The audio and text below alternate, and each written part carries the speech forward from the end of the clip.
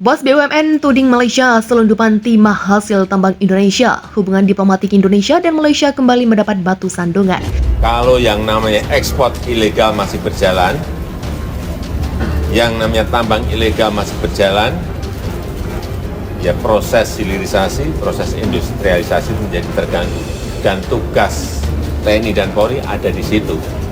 Kalau ekspor ilegal misalnya, timah itu masih berjalan. Boksit masih ada, batu bara masih ada, sehingga penerimaan negara menjadi sangat berkurang karena itu. Itulah tugas TNI dan Polri. Kalau di laut ya polisi air, Bakamla, TNI AL, misalnya. Saya kira yang para peselancar mengertilah apa yang harus dilakukan. Tidak perlu saya jelasin betul-betul, sudah ngerti semua. Smelter di Malaysia, smelter timah di Malaysia, sampai sekarang masih beroperasi, Mbak.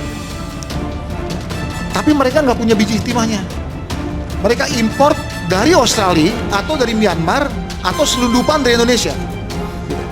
Selundupan, Pak ya? Ya. Dan secara Dan mereka survive gitu. Survive, oke. Karena memang jadi murah, bayangin ngangkut biji timah dari Afrika, dari Myanmar, masih kompetitif gitu. Kita bisa bayangkan cost-nya berapa.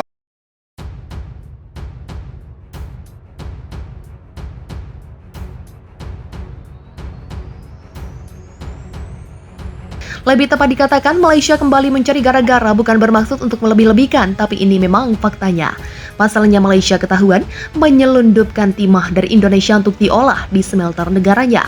Padahal Presiden Joko Widodo sudah wanti-wanti untuk menindak tegas pelaku tambang ilegal sekaligus pelaku ekspor ilegal.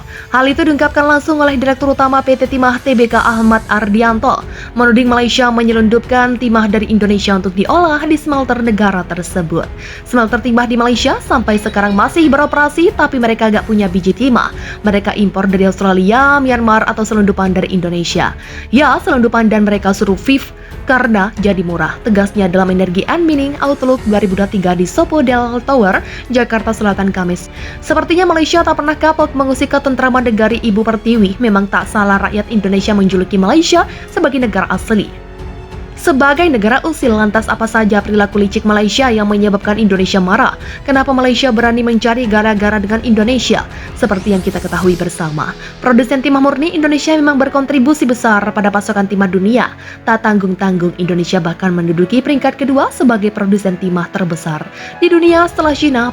Produksi timah Indonesia pada 2022 mencapai kurang lebih 70.000 ton. Produksi timah Indonesia berkontribusi sekitar 19% dari total pasokan timah dunia yang diperkirakan mencapai 379.681 ton. Oleh sebab itu Malaysia tergiur dengan harta kekayaan alam Indonesia. Pasalnya mereka tidak mempunyai sumber daya alam seperti yang dimiliki negara kita. Timah murni ini diincar banyak negara karena mempunyai manfaat yang sangat besar, antara lain bisa digunakan untuk bahan baku telekomunikasi, penyalur listrik, kaca, plastik, baterai, dan masih banyak lagi yang lainnya. Malaysia sebagai negara tetangga tersayang sekaligus tercinta yang selalu berteriak serumpun, namun sayang ternyata licik juga. Tetangga tersayang kita ini mendapatkan timah murni secara ilegal.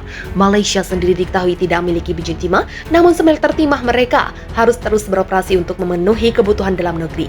Maka mereka harus impor dari Australia, Myanmar, dan bahkan menyelundupkannya dari Indonesia.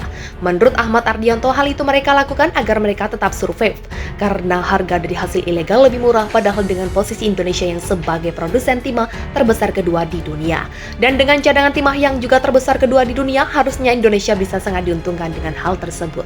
Ia mengatakan timah lebih unggul dibandingkan bahan mineral lain seperti nikel dan tembaga yang dibutuhkan untuk industri kendaraan listrik hingga pasir, silika, dan aluminium untuk solar panel. Sementara itu, Ahmad menyebut timah dibutuhkan di setiap perkembangan teknologi maju. Dengan begitu, ia minta pemerintah serius menyiapkan kebijakan menarik untuk mendatangkan investor ke Indonesia dan melakukan hilirisasi timah. Bos perusahaan pelat merah itu menyinggung soal capital cost atau biaya yang harus dikeluarkan investor.